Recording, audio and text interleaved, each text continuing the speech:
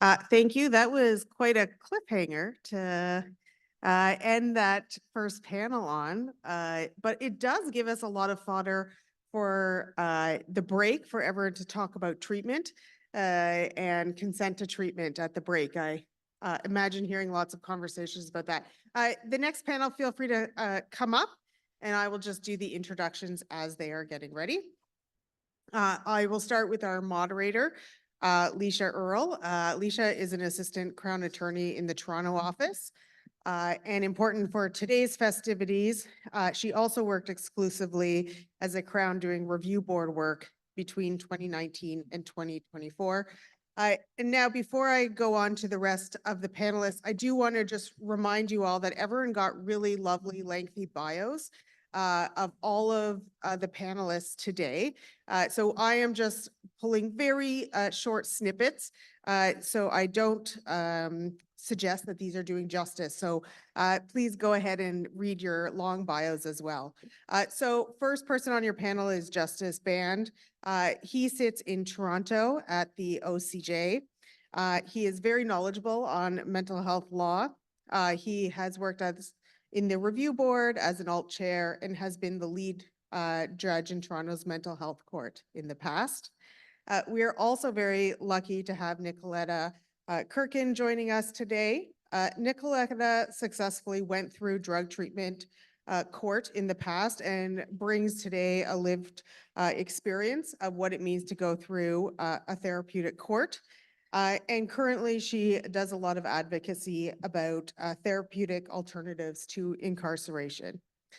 Next, we have Neha Chugh, who is a defense lawyer practicing in the East Region in Cornwall, Ontario. And she has a lot of experience with mental health courts there in Ottawa and the East Region.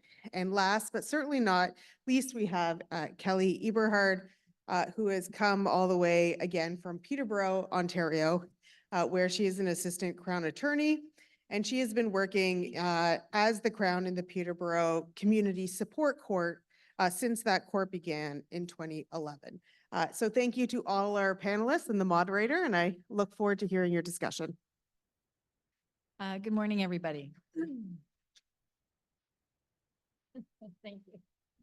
So we're going to talk about the rise of therapeutic courts in the criminal justice process. And we know generally that this movement happened because the criminal justice process is a blunt instrument. And the adversarial system cannot address a lot of the issues that we see every day in the criminal justice system, including assessing the complex needs of everybody who walks through the doors of the courthouse.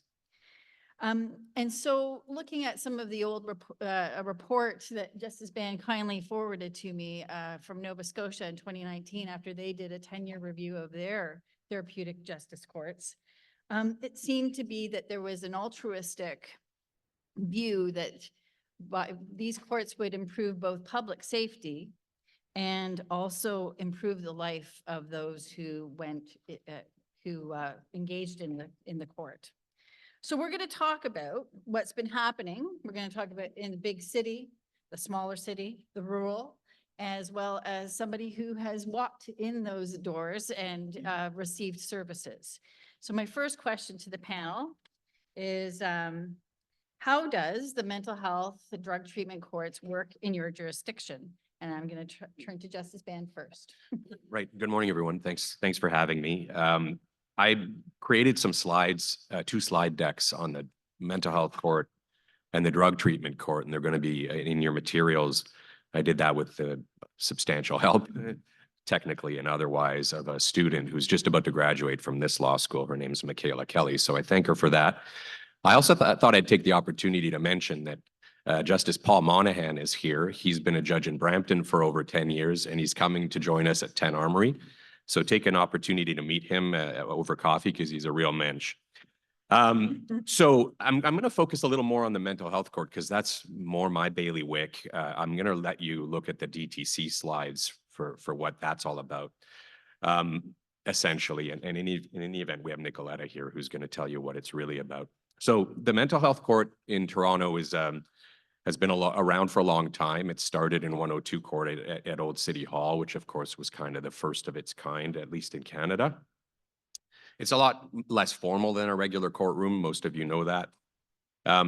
The players in that courtroom who really keep things moving are the mental health court workers. In Toronto, they're associated with Fred Victor, CODA, and the CMHA. We also have psychiatrists who come from CAMH, and Crown Counsel, Defense Counsel, and Duty Counsel that are assigned to that court as well. By the way, the slides are Toronto-centric. I apologize for that, but there are differences and variabilities around the province, and you're going to hear about that. So we also have, as I say, the psychiatrists are there every day. The mental health court in Toronto operates every day with experienced people working there. And then there's always a judge, some sort of judge, that's more of a revolving door, but that may not be as much of a concern as you think it is compared, for instance, to the drug treatment court. But it's not a trial court, and it largely happens in person, apart from sort of administrative appearances, and as I say, every day. The bulk of what happens in the mental health court is fitness hearings and overseeing mental health diversions. Fitness hearings can usually happen on a same-day basis. So what we try to do is have the question, whether the question arises or not, addressed that morning, if the person has counsel or if duty counsel can help them.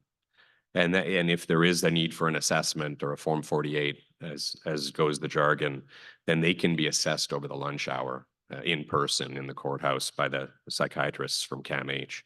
And then the trials of the issue of fitness take place in the afternoon, if required. We do some bail hearings too, a lot of consent bails in there, particularly for folks who are engaging with mental health court workers with an eye to an ultimate diversion.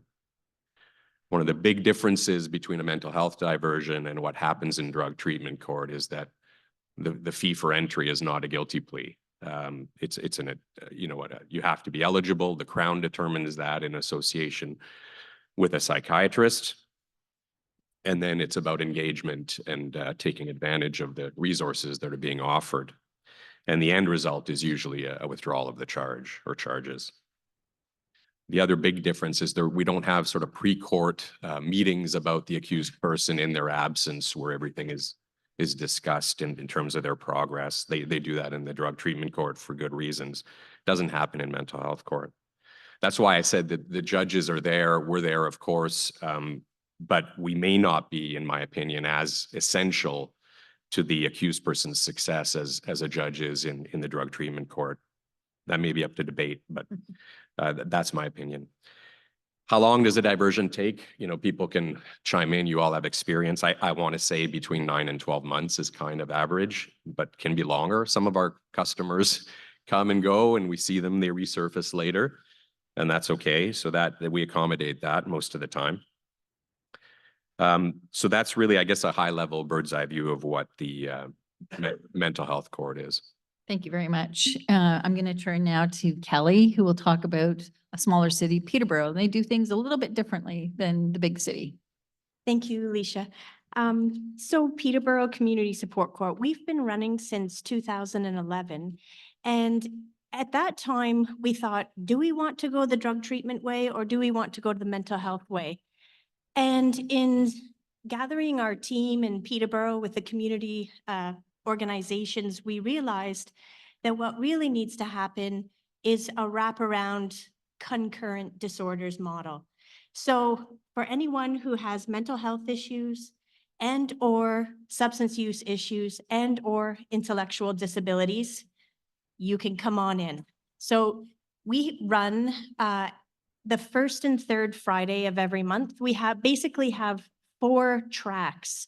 First track is just court support. That is our justice service workers helping anyone in the courthouse. Number 2 is our diversion program. Number 3 is our track 1, in which one would plead guilty, a client would plead guilty. And it's a kind of a fence if the Crown was looking for, so 90 days or under, for example, and they would end up with a joint submission for a non-custodial disposition, maybe even a withdrawal at the end. And then we have our track 2, which is the equivalent of a drug treatment court.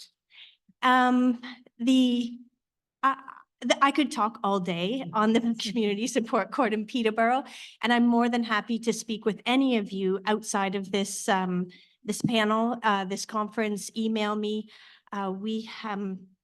Yeah, that's basically it. Thank you, Liesha, for having the opportunity to bring our model to this panel. Thank you. And Neha, I know that you have a lot of experience in the rural as well as Ottawa, so please tell us your information about how the courts are working.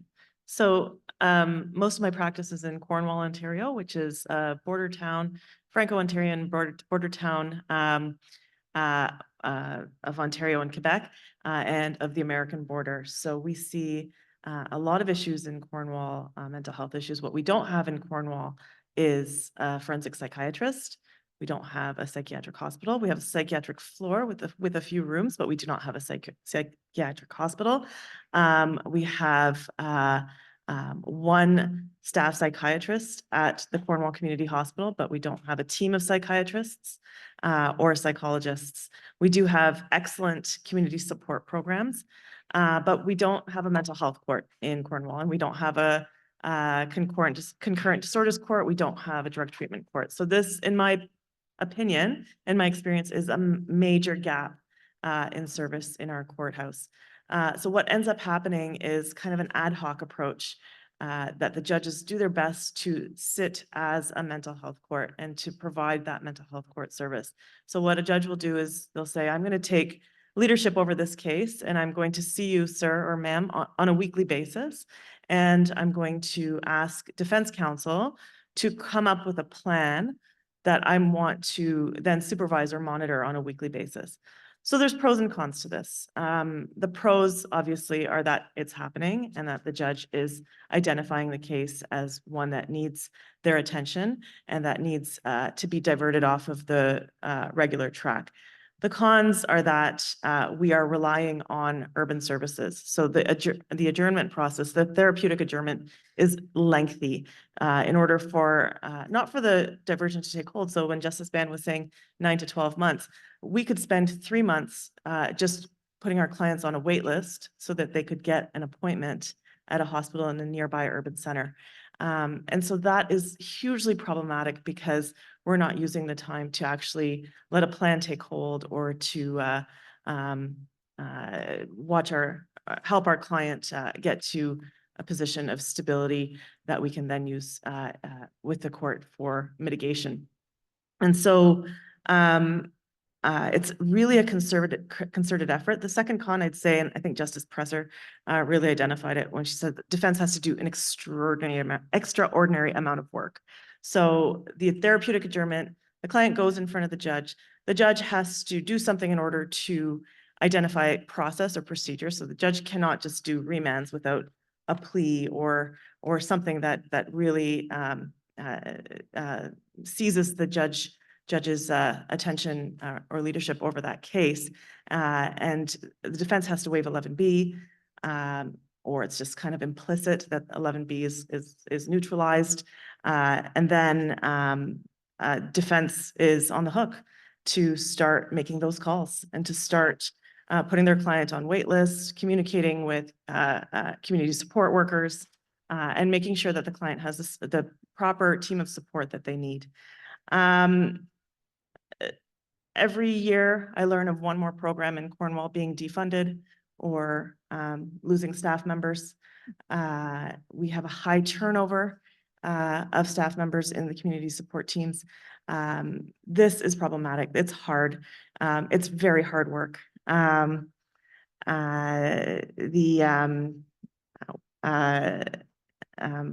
would encourage those that don't have mental health courts, though, to keep going. Don't give up. And for those of you who take files in Cornwall and identify it as a mental health problem, so this is a kind of an outcome of COVID where we had these borderless practices. So Gone is the local lawyer, and now we have the Toronto lawyer who says, I'm going to take a file in Cornwall, I'm going to take a file in North Bay, I'm going to take a file in London, I'm going to take a file in Brampton. And maybe one of those files is a mental health file. And that I would really urge that out-of-town lawyer to consider whether they have the time and resources and knowledge to help that client with the on-the-ground work that they need to get the sources of stability to achieve just outcomes. Thank you very much. And as a client who has walked through the doors, what is your perspective on how well these courts work generally? So I'm going to start with the initial question, which as a client, I think everything begins with knowledge, and DTCs have a terrible marketing strategy in that they don't. And so as someone who walks into the court, you don't know that these services exist. If you hear about them, maybe it's distorted rumors, word of mouth, but throughout Canada, it varies. DTC court varies by who can refer you to the courts. Some of them do have self-referral. Some of them include crowns, judges, and really your defense counsel.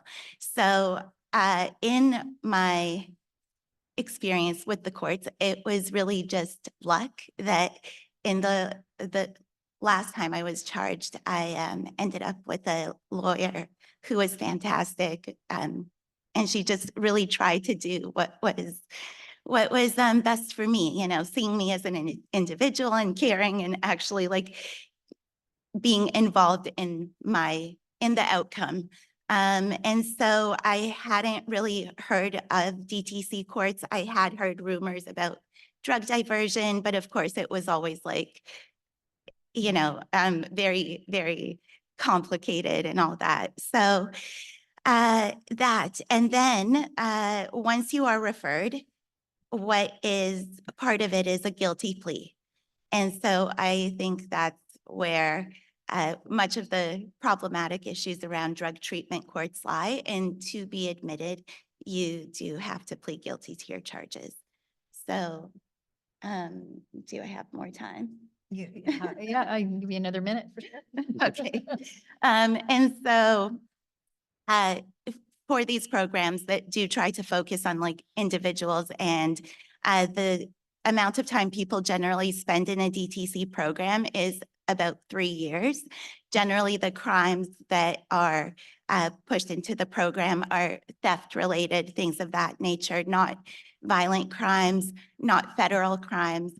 And so once you do graduate or complete the program, you do get a non-custodial sentence, so usually probation, maybe for a year, but still the time spent in the program and then the probation after and the criminal record that you're left with is much more than time really than one would have done as a custodial sentence if they were found guilty of their crime. So I'll just end there for now. So I'm going to go back to you again, Nikoleta, for the next question. So how do participants mitigate vicarious trauma and provide psychological safety for all present in the court? And what, in your view, is really important if you have defense counsel representing you in terms of their training in this area? Well, I do think that the defense counsel, prior to entering any therapeutic or specialized courts, I think is key, really, because the judges and crowns rarely have really an invested interest in you as the individual. And so often also when you're on legal aid, you don't really spend a lot of time with your counsel, or if you have duty counsel, you're sort of just funneled through the system. And so what I do think is vital once you get into specialized courts, I think that often, I mean, treating substance use is treating a symptom of often trauma. And I actually do think that substance use disorder should be not only as it is seen as a mental health condition, but also as trauma itself. Most of the clients in DTCs are either there for opioid use or methamphetamines. Those are the two most prevalent drugs that are used by the clients. So opioid, fentanyl, and so on.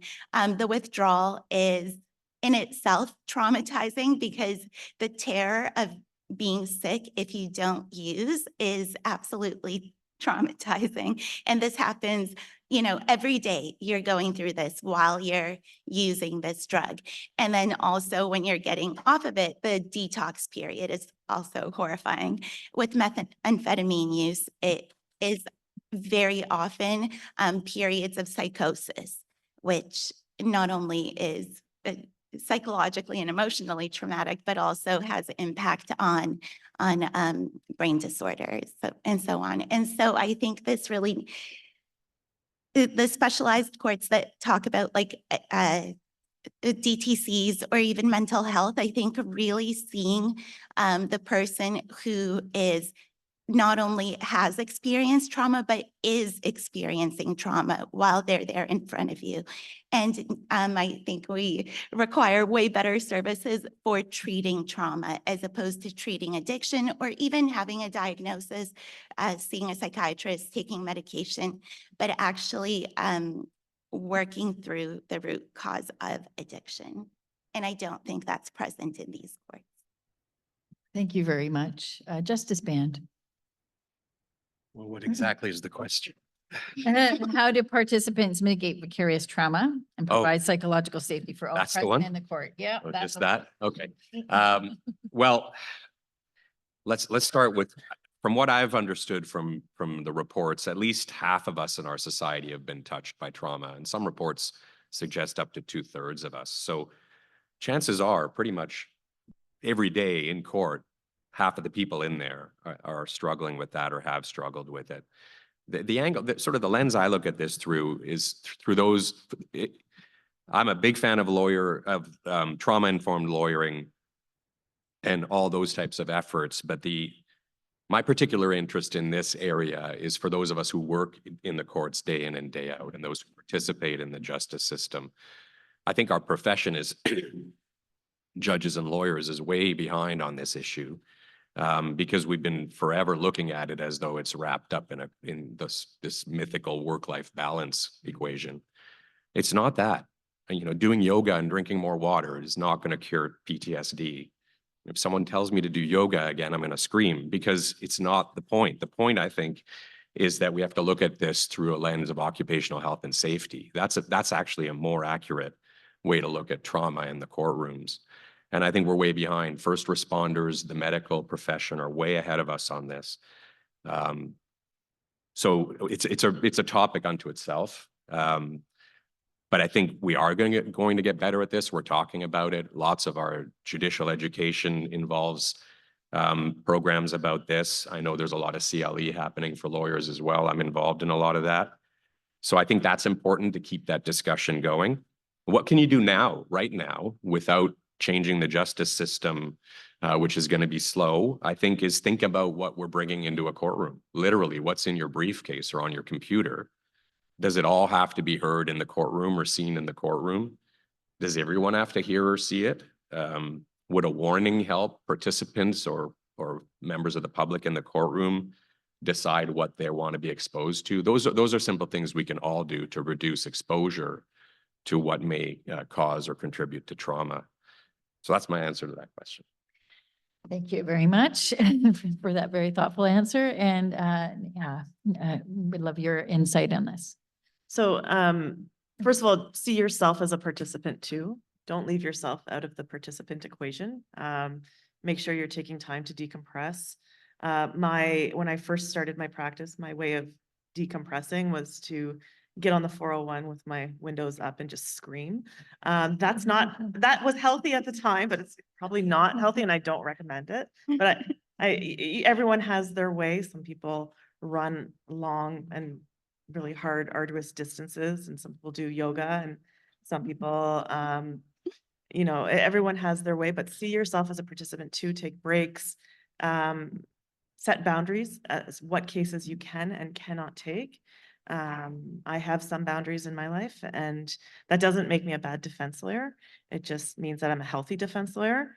When it comes to therapeutic courts and therapeutic adjournments and therapeutic processes, guard yourself that you're not trying harder than your client. And I say that with the most respect and the most love for all of my clients, but sometimes I really want an outcome for my client, but given the 9 to 12 month time period, given the amount of work that it takes, it can be very, very tiring, especially if a judge says, I want to see you every week, and that client says, I could have been done my sentence 6 months ago, or this is just really hard and I'm exhausted. And you're asking me to relive my trauma every week and sit in your courtroom and wait for you to be done with your list before you can address me every single week. I don't think I want to do that anymore. I think, you know what, Your Honor just sentenced me. And so sometimes the process in of itself is just too much for our clients. And it's about finding ways and working with the justice system to make sure that we can deliver process in a way that doesn't re-traumatize and doesn't exhaust them, so that we can achieve an end for ourselves and kind of put it on our CV, like, you know, check mark that we achieved something. Make sure that it is client driven. So that's my piece of advice. Kelly, thank you. So I'm going to focus on what can the court do to mitigate, not what the participants can do, but what can the court do? Because the court and the administration of justice are the root. That's why we're, you know, that they're in charge according to the clients and the participants. So what can the court do? And I'm going to provide you one soundbite, one offer of what the courts can do. What we do in Peterborough, and I think it, hopefully it works. The community service or justice workers, they send all the updates to the Crown, that's me, prior to the actual court date. So I have on my computer, all the PDFs of all of the participants, what they've been doing for the last couple of weeks, what their trajectory is, what are the issues. I then send that to the judge the night before the court date. Those also get sent to the Ontario Court of Justice, and they get attached to the information and they're sealed. So the judge knows what's happening before the participant even comes up to present themselves before the court. And the justice service worker doesn't have to, on the record, go through all of the individual issues that are happening in this person's life and basically re-traumatizing them.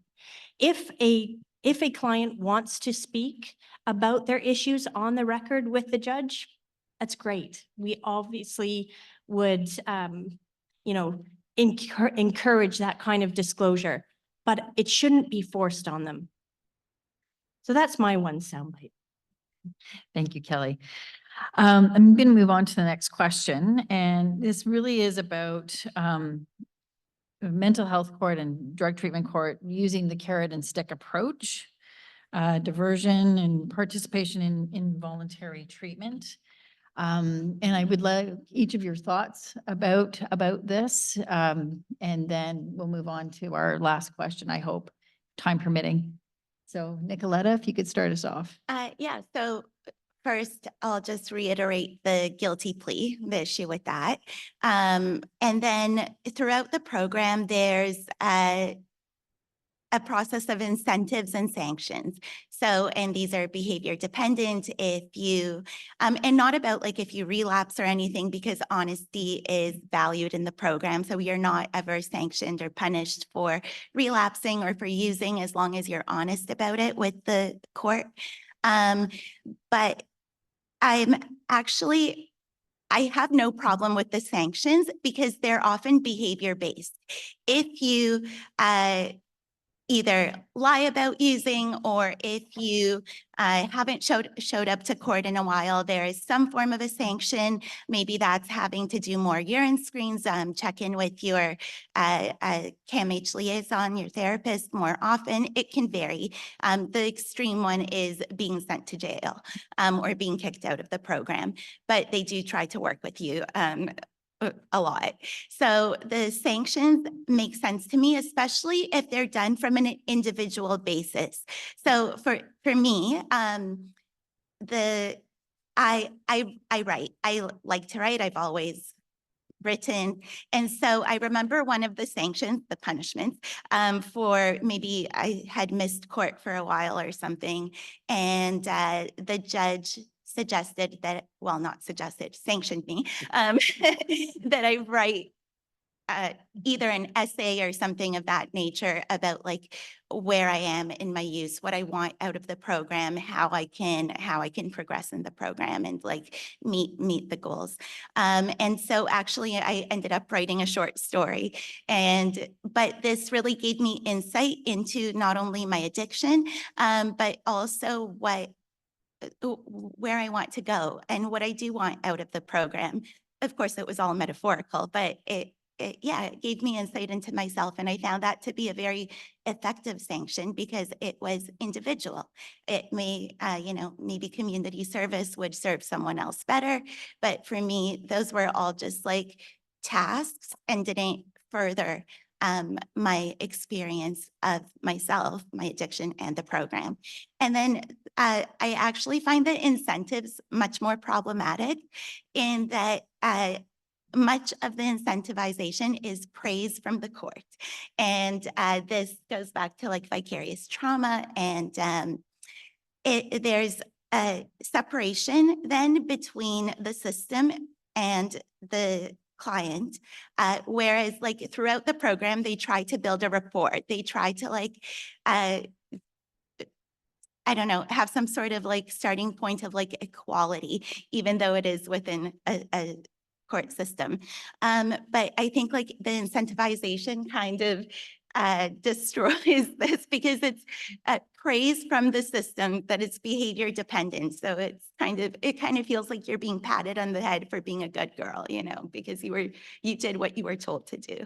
I'm gonna let everybody else talk and not go on now.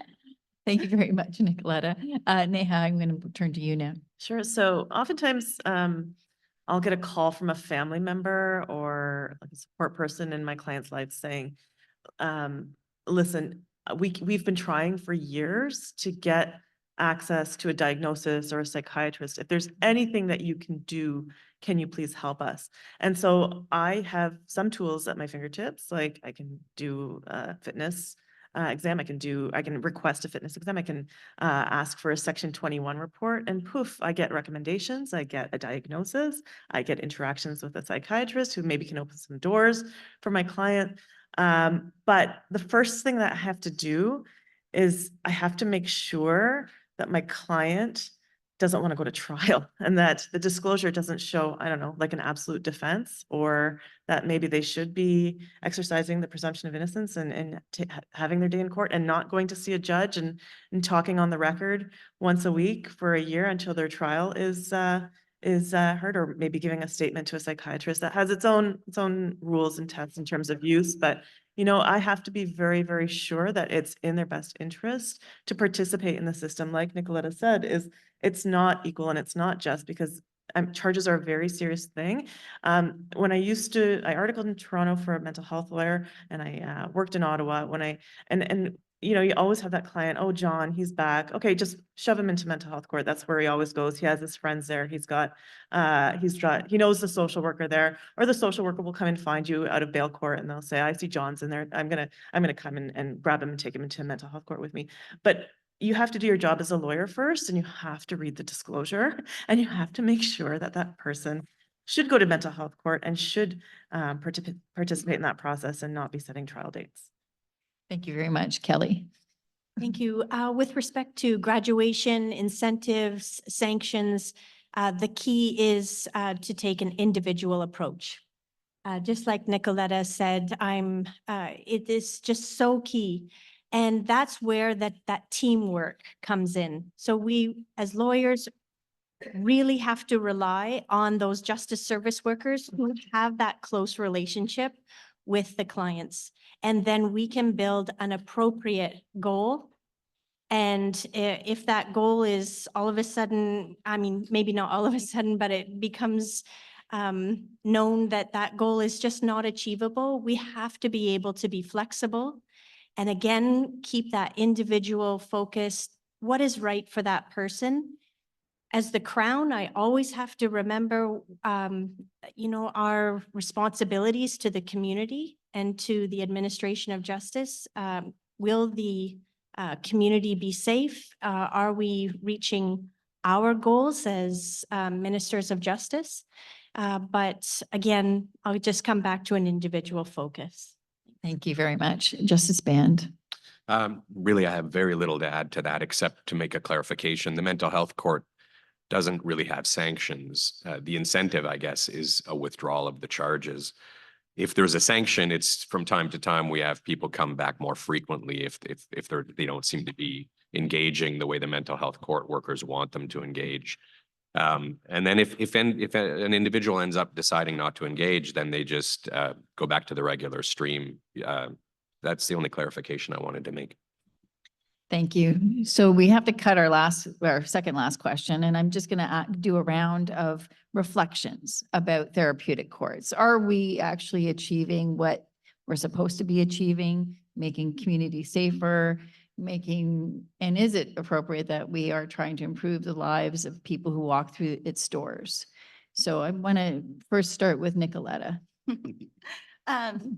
So I actually think that the entire system should be a therapeutic system as opposed to as it is. I don't think there should be specialized courts because I just do think that but however, until we get there, if we do, I do think that, yes, I do think that they are beneficial. So the revolving door of the justice system, a term everyone is familiar with, I do believe that there is lower rates of recidivism in specialized courts. And also because they're focused on bettering the quality of life for the participants. And that inevitably leads to less institutionalization. And institutionalization really is a thing, like being part of the system, going to jail, you just become used to it and then reoffend and reoffend and reoffend because it feels more real than reality. That's all I'll say since we don't have much. Thank you very much. Kelly. Thank you. The question for me is, what is a measure of success? Is it recidivism or a decrease in recidivism? Is it the time that these clients spend in court, the number of adjournments? How do we measure that? But maybe on the other hand, why are we measuring that? What about measures of success like trips to the hospital or the emergency room? What about employability? What about social supports? That kind of measure of success is much more difficult to evaluate, and it would take, social statisticians to really dive in deep. In Peterborough, I keep statistics. So I have since 2011, and I keep track of each person that comes into the court, what track they're in, how long they're in there, what their charges are. I work with the police every once in a while to measure rates of recidivism. We have had a study done by a Trent University student in 2018. That's all on we have a website. That study is on the website. I have two more things quickly. Practical issues, out-of-town counsel who come in to Peterborough, they don't necessarily know what our community has to offer. And so their clients really miss out on an opportunity. Secondly, legal aid, their support for certificate lawyers doesn't necessarily jive with the numerous remands and the effort that has to be put in by defense counsel. Neha, if you can do it in less than a few seconds, let's go. I'm just going to say one thing I'll add onto this is that when people take a therapeutic approach, it generally involves so much kindness. And I think we need more kindness in our courts. That's it. Thanks, everybody.